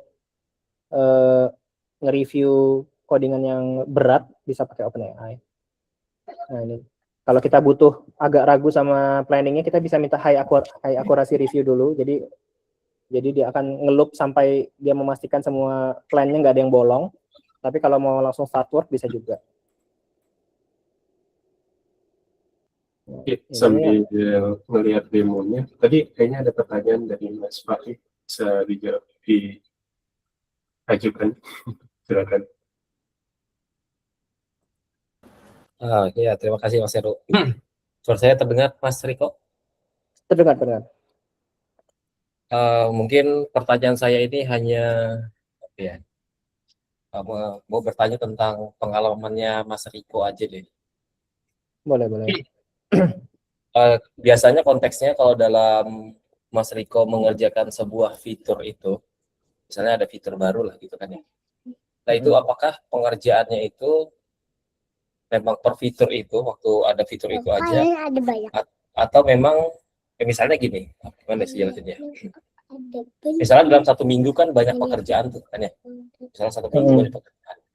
Apakah Mas Riko itu melakukan promptingnya itu, apakah pekerjaannya yang selama 1 bulan itu kan, atau dicicil-cicil tuh untuk promptingnya, misalnya fitur A dulu, fitur B, fitur C, fitur D gitu, atau langsung fitur A, B, C, D, E, F, G, H, I, J misalnya, atau seperti apa? Mungkin itu dulu, nanti saya sambung. Per fitur Mas biasanya. Jadi ya kan tergantung ya, kita ini fitur ini untuk ada yang mana duluan yang lebih prioritas kan. Nah, biasanya kalau di produk atau project management kan kita bisa prioritization kan. Nah biasanya kita tergantung dulu, kalau emang itu hanya fitur-fitur yang memang kita tambahkan untuk kosmetik atau add-on saja, bukan sesuatu yang kritikal, ya otomatis kita akan kita lihat yang mana yang lebih enak untuk dieksekusi dulu lah. Apalagi kalau memang satu fitur dengan yang lainnya tidak ada dependensi di antaranya gitu kan. Misalkan semuanya bisa dikerjakan secara independen, itu lebih enak lagi karena di AI sekarang ada Git work tree kan, jadi kita bisa spin off langsung 4 agent sekaligus untuk bikin Git work-tree. Git work-tree itu agak sedikit berbeda dengan Git branch, di mana kalau Git branch kan cuma di satu repo dengan branching yang sama kan. Kalau work-tree kan secara teknis itu seperti sub repo yang berbeda. Nanti kita bisa merge seperti Git merge juga. Nah, biasanya kayak kemarin ketika saya melakukan revamp dashboardnya Zero Waste, itu dia terbagi jadi 4 sub task, yang sebenarnya satu sub tasknya itu lumayan banyak lah. Kalau saya perkirakan itu 10 sampai 15 task yang lebih kecil lagi gitu. Jadi saya tapi karena mereka tidak ada kaitannya satu sama lain gitu, karena backend-nya udah firm gitu kan, hanya masalah UI aja yang kita perlu improve dengan lebih baik lagi berdasarkan feedback. Jadi saya bikin 4 work-tree, saya jalankan sekaligus Mas. Jadi saya jalankan sekaligus, kemudian ya udah, karena memang model-model tersebut punya kecepatan yang lumayan. Jadi sebenarnya salah satu yang patut kita syukuri juga ya, selain harga mahal karena memang kita tinggal di Indonesia ya, tapi tinggal di Indonesia itu biasanya kita dapat speed yang lebih much better daripada kita bertarung dengan orang-orang Eropa dan US sana yang lagi pakai coding infra juga. Jadi biasanya sih pengalaman saya, kalau saya lembur jam-jam 8, jam 9 malam pakai Ollama itu pasti ngadat. Tapi kalau pagi-pagi jam 8, jam 9 pagi, jam 10 pagi itu biasanya kenceng banget. Itu biasanya nggak ada isu sebenarnya. Itu karena memang kita fight-nya dengan orang-orang kita aja kan, orang-orang Asia atau Chinese gitu. Tapi kalau tadi pertanyaan tadi mengenai fitur sih biasanya kayak gitu Mas. Tapi kalau emang dia ada kaitannya dengan fitur 1 harus jalan dulu, baru fitur 3 bisa dieksekusi, ya otomatis kita harus nunggu ya. 1 dulu, Kita cek dulu, kita smoke test dulu apakah memang udah oke. Kalau memang itu ada kaitannya dengan stakeholder yang kritikal, kita coba dulu ke mereka, baru kita lanjutkan. Jam 3 tutup. Jam 3 sore itu udah mulai ini Mas Kaswul. Udah mulai peak hour. Jadi kalau provider kayak JLM gitu jam 3 udah dimasukin peak hour sama mereka. Meskipun jam 3 sorenya sini. Karena jam 3 Eropa udah mulai Mas. Jam 3 sore sini Eropa udah mulai aktif sedikit-sedikit tuh. Jadi udah dihitung peak hour sama mereka. Kalau mau fresh banget, biasanya pengalaman saya sih beberapa bulan terakhir sih di jam 8 sampai jam 12 siang itu masih oke banget itu untuk produktif banget. Gitu sih Mas. Mas Fahri tadi. Semoga terjawab. Mas Fatir. Mas Fatih. Oh, Mas Fatir. Oh, sorry. Ya, Mas Fatir. Ya. Terima kasih. Kemudian yang yang kedua pakai email yang lain. Ya, yang kedua Mas, berarti kan misalnya saya pernah atau gini deh, Mas Riko pernah kehabisan token gitu nggak ketika udah melakukan banyak tas itu, misalnya 1 bulan itu tokennya kan kalau sekarang kan terbatas kan ya, apakah pernah kehabisan itu, kemudian apa yang Mas lakukan? Kemudian yang kedua itu terkadang itu kan ada konteks kan ya, jadi saya pernah coba itu, saya pakai GitHub Copilot ya. Nah jadi suatu sesi itu pernah konteksnya itu saya lagi bikin 2 fitur gitu ya, fiturnya agak dalam gitu. Nah kemudian ternyata dia nggak bisa nih, konteksnya harus dibuat chat ulang gitu lah. Jadi konteksnya itu dia nggak bisa simpan. Nah itu juga gimana cara mensiasatinya? Apakah ketika kita meload konteks lagi itu kan makan token lagi kan ya di mempelajari? Benar. Itu gimana Mas Riko mensiasati itu? Kalau kehabisan token sering Mas. Sering. Apalagi dulu saya dulu pakai Windsurf, masih sih sampai sekarang. Saya salah satu pengguna beta Windsurf. Jadi sampai sekarang masih dapat subscription yang $10. Nah itu jadi masih saya keep lah, karena sayang sekarang Windsurf yang baru kan udah $15 ya kalau per bulannya. Jadi nggak mau dia. Karena kadang-kadang saya masih pakai Opusnya di situ. Jadi kadang-kadang kalau cuma buat planning. Nah biasanya Opus itu saya pakai buat planning.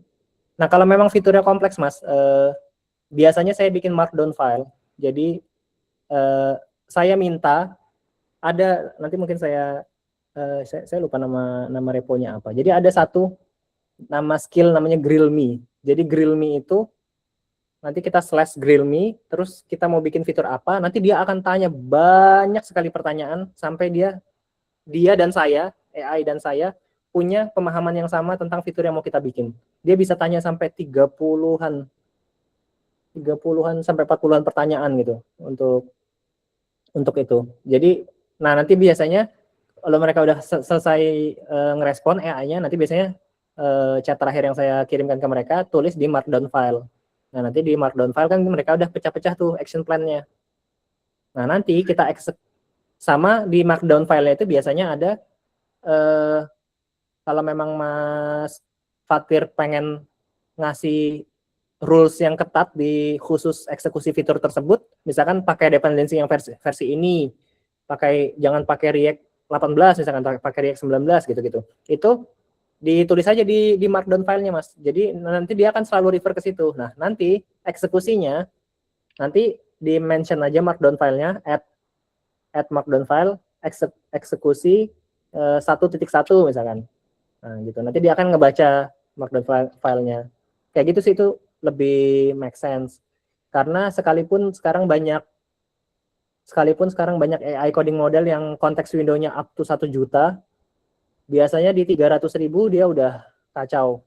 Meskipun satu session itu kita bisa sampai 1 juta token, itu kayaknya 300.000 kita udah Grill Me itu bawaannya Cloudcode ya. Nggak tahu sih Mas, dulu saya lihat talknya dari Matt Pocock kalau nggak salah namanya orangnya. Itu masih ada linknya. Ada ya, ada linknya ya, Grill Me. Dia ada baru-baru aja kayaknya talk. Nah itu betul, Grill Me. Itu sangat efektif itu, saya coba.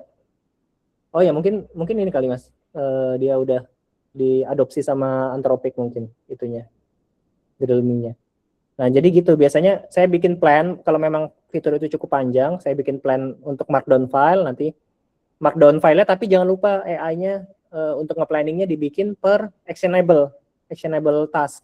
Jadi nggak ngawang gitu, nggak ngambang apa yang harus dikerjakan. Terus juga jangan lupa kasih tahu si AI-nya bikin list istilahnya aku lupa lagi. Intinya list itu definition of done. Bikin list definition of done di setiap task. Nanti dia misalkan task 1.1 nanti apa aja sih completion check-nya gitu. Nanti dia akan ngecek itu. Biasanya kayak gitu kalau fitur-fitur yang banyak. Gitu. Terutama fitur yang kompleks di berbagai bagian dari apps, misalkan di mobile juga harus ada, di backend juga harus ada, itu biasanya kayak gitu sih Mas. Oke Mas, satu lagi, sorry maaf ya agak banyak. Bagaimana Mas Riko ketika AI itu udah mengenerate kode yang udah di planning gitu kan, yang udah kita rencanain lah sama AI-nya kan. Nah dan ternyata hasilnya itu setelah kita review itu dia, saya pernah itu ternyata beda jauh lah sama yang pernah beda jauh lah sama yang saya coding gitu kan ya. Jadi dia kayak terlalu bertele-tele begitu, dia. Jadi saya coba kasih kasih contoh gitu, tapi dia juga nggak sepenuhnya mengikuti dari contoh tersebut. Padahal itu waktu itu saya pakainya itu Opus 46 saya pakai, pernah coba. Cuma hasilnya itu ternyata nggak sesuai lah. Jadi saya perlu edit kayak gitu. Nah, apakah Mas Diko kalau pernah mendapatkan hal seperti itu? Kalau pernah itu gimana cara kita agar model itu sesuai keinginan lah kodenya kayak gitu? Gimana, Mas? Persis Mas, pernah Mas. Jadi ini terjadi di project yang baru saja saya selesaikan di salah satu korporasi di Jakarta. Jadi mereka itu mau bikin super app. Nah, saya itu lagi mengerjakan bagian dari untuk sebagai full stack. Jadi mengerjakan satu modul super app-nya dia. Nanti yang akan diintegrasikan di big module-nya mereka. Nah, permasalahannya mereka udah punya set of coding standard, set of arsitektur gitu-gitu. Nah, betul Mas. Dan di repo starter yang mereka berikan itu sangat jauh berbeda dengan yang mereka harapkan gitu. Akhirnya saya kemarin waktu mau eksekusi codingan itu saya minta reponya mereka didokumentasikan sama AI. Gimana coding standarnya, terus conventions-nya apa aja, apa yang nggak boleh dilanggar, Nah, itu saya masukkan ke dalam rules, Mas. Biasanya kan ada agents.md. Kalau Mas pakai cloud, berarti cloud.md. Nah, biasanya rules saya pakai itu. Kemudian, saya persis seperti Mas Fatir juga. Saya coba, waktu itu masih pakai Windsurf aja. Kayaknya kalau project seperti ini, kita mulainya pakai Opus deh, karena Opus terkenal paling oke lah kan buat ngoding. Saya cobalah pakai Opus, nggak bisa Mas, 2 kali percobaan gagal, nggak sesuai. Kemudian percobaan ketiga saya pakai GPT 5.3 yang X high thinkingnya, itu sampai 4 jam saya tunggu, gagal juga Mas sama. Nah ternyata permasalahannya ya memang satu task yang besar seperti itu harus dipecah, itu satu. Kedua, sekeren-kerennya model-model itu ketika konteksnya udah mulai di atas 150.000, 200.000 itu udah sangat kacau hasilnya biasanya. Jadi kita bisa ngelihat tuh awal-awal file yang mereka kerjakan itu biasanya udah mulai masih fine sesuai dengan arsitektur. Nanti lama-lama udah mulai ngaco. Nanti ada yang ditaruh di sini, di controller ditaruh logic apa segala macam gitu.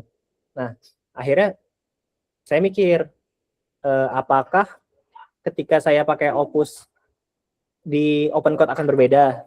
Maksudnya open code tadi, karena dia kan nge-spawn multiple sub agent untuk eksplorasi tadi kan. Akhirnya karena masih ada waktu itu saya masih ada satu langganan Copilot, dan Copilot kan bisa dipakai di open code. Nah, jadi saya coba untuk orkestratornya, untuk main agentnya pakai Opus. Nah, tapi anak-anaknya ini yang explore itu pakai yang kenceng-kenceng aja. Waktu itu masih ada belum ada Kimi 2,6. Waktu itu saya masih pakai Minimax saja, Minimax 2,5, 2,7. Itu ternyata jauh lebih efektif Mas, karena dia di My Open Code itu dia kan pakai grabnya pakai read grab kalau nggak salah, jadi lebih efisien, tokennya juga lebih kecil gitu kan. Jadi dia lebih banyak lah, untuk konteksnya jauh lebih hemat, dan itu memang nggak one shot, tapi jauh lebih baik daripada saya pakai Opus doang gitu. Pengalaman saya seperti itu. Ternyata coding harness penting gitu loh. Coding harness sangat penting sih. Yang paling penting tadi, jadi summary-nya yang pertama, kita kalau bisa kita memang banyak pusing ngatur di rules-nya dulu, convention-nya dulu, coding yang kita mau seperti apa, bila perlu ada spesifik dependensi yang mau kita pin di versi around berapa gitu. Itu kita sibukkan diri di situ dulu di awal sebelum mulai. Mungkin siapa tahu Mas Heru yang lebih ini bisa share. Enggak, itu meresumenya. Tadi apakah jawabannya Mas Fatir udah cukup? Mas boleh, tadi kan kayaknya aku atau kelewat ya. Itu My Open Agent itu Iya, ada Mas bisa contohin nggak Mas? Atau aku kelewat mungkin tadi? contohin ya. Ini lagi ngerjain ya Mas, sebentar ya aku share. Tadi kita demonya lagi mau bikin, ceritanya lagi mau bikin cost estimator buat AI. Nah ini dia lagi tahap implementasi. Dia bikin plan, habis itu ini sekarang dia lagi eksekusi sih.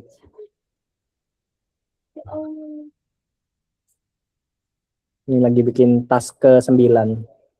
Ini yang nampil di layar ini, My Open Agent Mas.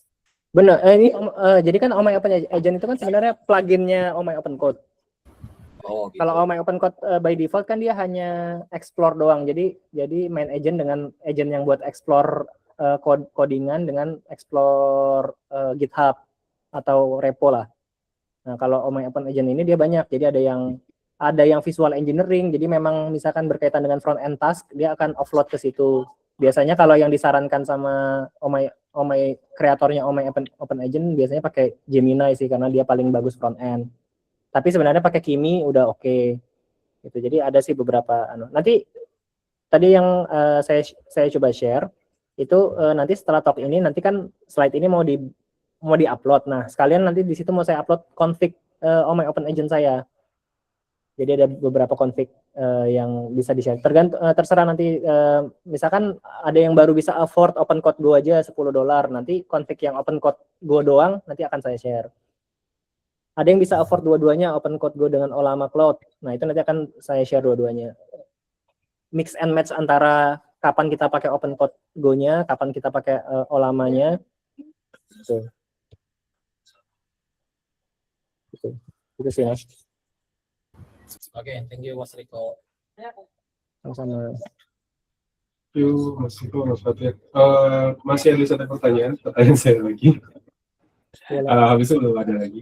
Jadi ini diinggung soal yang pengguna KTK tadi ya, as token killer gitu.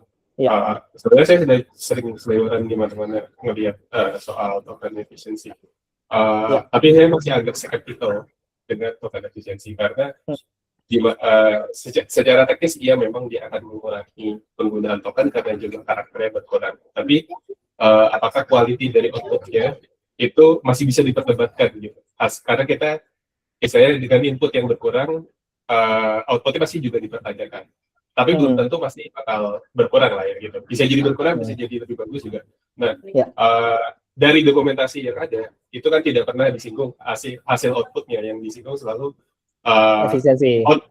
Efisiensinya gitu. Nah, saya belum pernah menemukan teman yang benar-benar menggunakan ini. Jadi, ketika Mas Seiko sharing dengan ini, apakah hasil outputnya itu ini pasti perspektif ya, nggak ada tolak ukur yang jelas untuk ini gitu, metriknya nggak ada. Jadi menurut Mas Eko selama ini menggunakan RTK itu dari hasil quality outputnya itu bagaimana? Oke. Kalau pengalaman saya pribadi Mas, kalau RTK ini sebenarnya dia saya nggak bisa bilang juga itu fine ya, karena saya nggak pernah nge-compare kalau dia dimatikan ya. Kan yang lebih fair adalah kalau dimatikan gimana, outputnya kalau dinyalakan gimana. Tapi saya pernah ngalamin kejadian ini tidak sesuai harapan pakai RTK. Jadi akhirnya waktu itu satu case saya matikan. Nah itu case-nya waktu itu saya suruh dia untuk bikin smoke test API. Jadi saya suruh dia pakai curl. Nah itu kacau banget. Jadi hasil dari output API-nya itu banyak banget di truncate sama dia. Akhirnya saya matikan untuk case yang itu. Tapi di luar itu sih saya nggak ngerasa ada output yang nggak ngerti juga ya Mas ya, karena saya bilang output yang buruk juga belum tentu karena RTK-nya gitu ya. Benar tadi kata Mas Heru karena perfect. Tapi yang clear banget itu jadi masalah itu ketika saya matikan RTK di bagian curl doang, itu akhirnya fine gitu. Nah itu sih kayak kasusnya. Apa mungkin karena memang outputnya dari curl kan banyak ya, apalagi kalau kita JSON datanya banyak gitu kan, termasuk header dan lain sebagainya kan mungkin perlu di capture untuk full konteks gitu. Tapi kalau pakai RTK kan sangat over compression, mungkin jadi akhirnya dia kehilangan konteks. Pengalaman saya sih saya juga baru pakai RTK 3 bulan terakhir Mas, jadi ya itu sih pengalamannya. Curl itu aja beberapa kali sih, nggak hanya sekali sih kalau curl. Jadi akhirnya sekarang saya blacklist kalau penggunaan RTK di curl. Terima kasih. Memang ketika saya diskusi dengan teman-teman juga nggak percayalah orang bisa hemat token sampai 90%, 60% gitu kan. Klaimnya kan seperti itu ya. Ada beberapa Karena kalau dari saya hemat token itu istilahnya apa ya? Tadi token itu kan investment gitu. Kalau kita hemat token tapi ujung-ujungnya intinya kita juga bakal ngeulang lagi promptingnya dengan hasil yang quality yang buruk. Kenapa kita nggak sekalian bayar mahal di depan gitu, tapi waktu yang digunakan itu lebih sedikit gitu kan. Jadi kayak betul. Balance-nya itu yang dicari sih. Iya. Dulu kan bahkan sempat viral yang ini ya, Tun itu kan alternatifnya JSON. Jadi token oriented object notation itu kan. Itu saya pernah coba pakai dan malah kacau lah karena mereka belum terbiasa di train dengan data yang seperti itu kan. Jadi akhirnya ya memang perspektif dan trial and error sih Mas kalau optimize tool ini menurut saya. Kalau model sih masih bisa kita generalisir ya outputnya gimana. Tapi kalau tools kayak gini sih memang perlu kita dalami banget. Tanya dong Mas. Iya boleh Mas. Ini kan kalau tadi saya lihat itu kan ada beberapa tool kayak seperti Rust token killer kan, RTK, terus ada Grab dan segala macam. Ini kira-kira bisa nggak kita terapkan misalnya di AI engineering gitu ya? Udah pernah nyoba atau belum Mas Riko-nya? Misalnya saya punya engine LLM nih, saya pengen buat generative AI, kita pakai RTK gitu, bisa nggak kira-kira? Belum pernah. Kayaknya nggak bisa Mas, karena RTK ini kalau yang saya baca dokumentasinya dia memang spesifik buat command line yang common digunakan developer kayak git status atau ls. Jadi memang komen-komen yang sering digunakan sama developer karena mungkin dia punya pattern tertentu untuk nge-summarize output kayak gitu. Tapi kalau teks pakai bahasa Inggris khawatirnya nanti malah entah nggak bekerja sama sekali atau memang jadi kacau outputnya. Buat ngoding sih Mas RTK ini.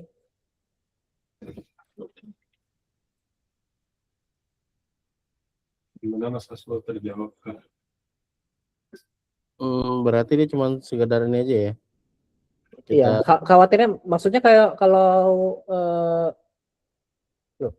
mau generate sesuatu, apalagi LLM output misalkan, dia katakanlah itu sesuatu, kita LLM medis misalkan, kita mau nanya tentang apa ya, tentang diagnosa penyakit terus dipotong sama RTK kan jadi informasinya terpotong-potong Mas, atau input yang kita masukkan ke RTK-nya kan jadi terpotong-potong ke LLM-nya.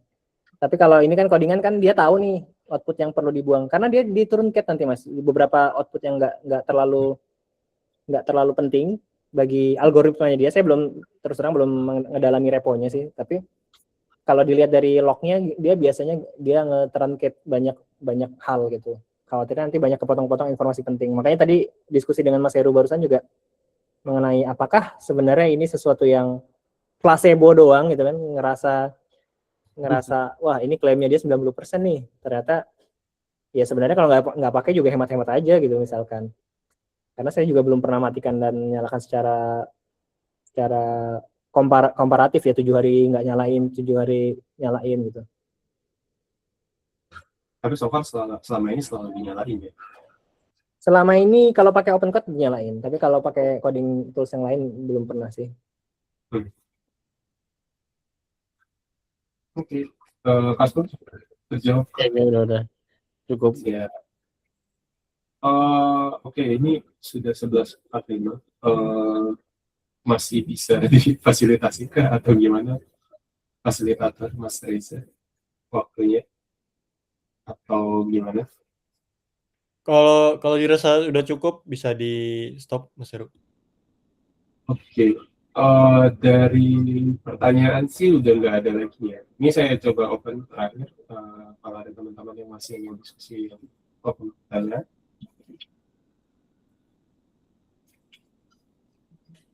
Terakhir Mas, Ya, silakan.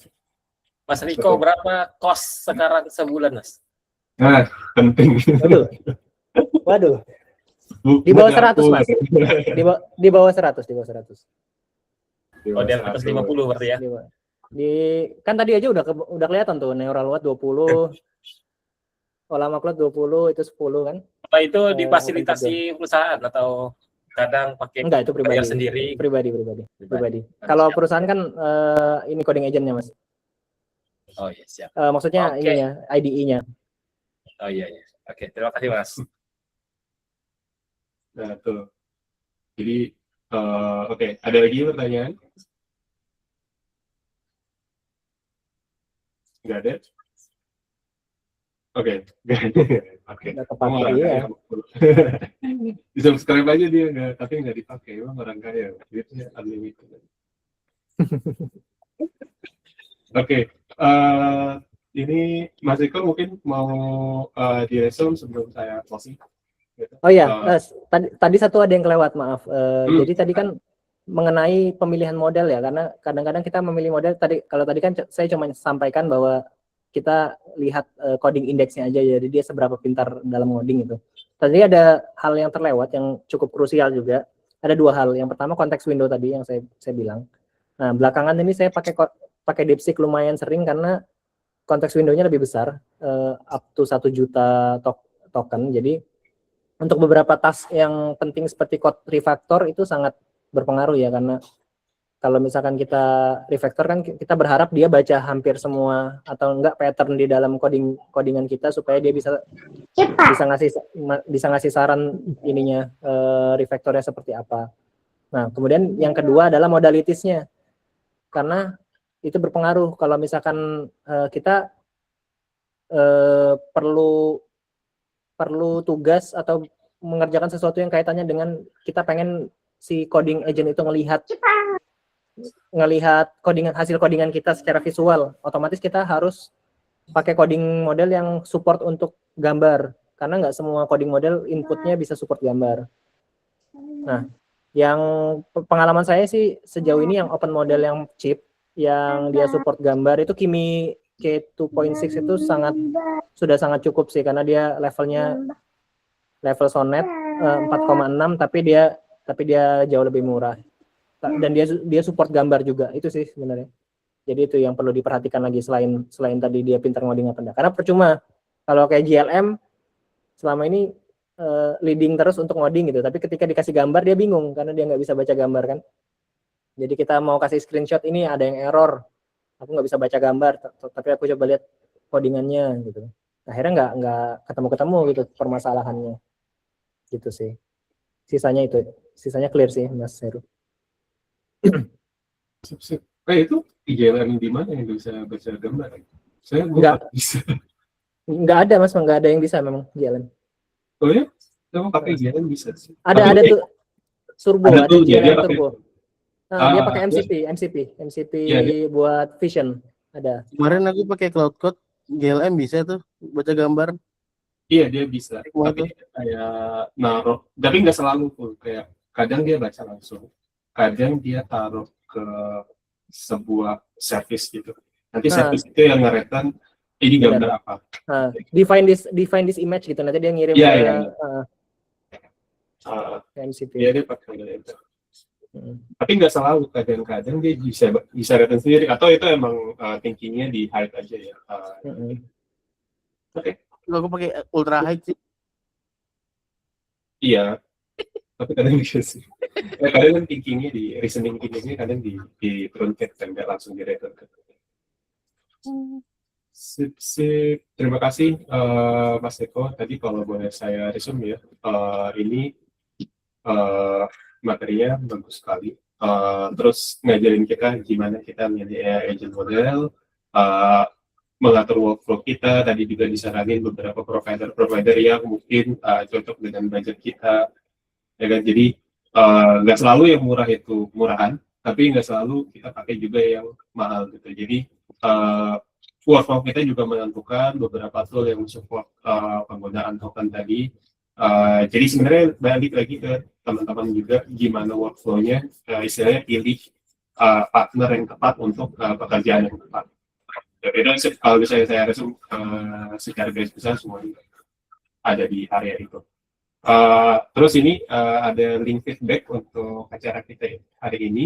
Silakan di scan QR-nya dan tolong dimasukin feedback-nya, dan kalau mungkin ada request materi lain yang lebih relate ke teman-teman bisa dimasukkan di sana, atau juga join ke komunitas kita yang belum join, ya silakan join di sana, dan bisa juga diskusi tambahan, mungkin mau follow up question sama Mas Eko lebih dalam lagi, atau mau open war, Mas ini lebih bagus pakai ini, nggak bisa ya, tadi saya nggak setuju. Silakan kita fasilitasi warnya selama diskusi tadi bermanfaat, berbobot, dan tetap menjaga suasana, gitu ya. Mungkin itu aja. Terima kasih buat Mas Ali, Mas Reza sebagai organizer untuk acara ini. Dari kami tim BPND mengucapkan terima kasih. Sampai jumpa di acara berikutnya. Terima kasih.